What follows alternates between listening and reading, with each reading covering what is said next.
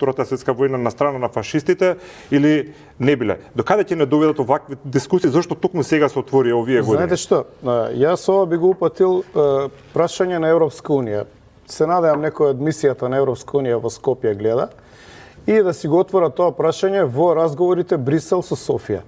Зошто го велам ова? Затоа што пред влезот на Бугарија во Европска унија за полноправното зачленување, таа мораше, нели, еден од условите да имате добрососедски односи, односно да немате отворени прашања со околните држави. Бугарија никогаш не пријави проблем со Македонија пред да влезе во Европска унија. Значи немаше проблем. Ја не се сеќавам дека имаше проблем.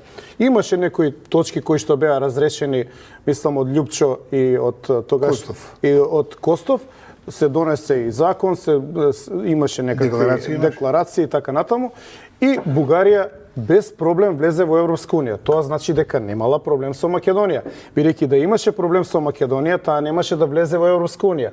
Што значи сега враќањето на процесот на назад, според мене, е лицемерно и прави само услуга на дезинтеграција на Балканот, односно отварање на невралгични точки и наместо тезата која што нели бугарите ја форсираат еден народ, две држави, со ова што го кажува поранешниот амбасадор во Скопје Нивен, нели како не вика ѓубриња, Титов измет, не знам што. Југословенски партали.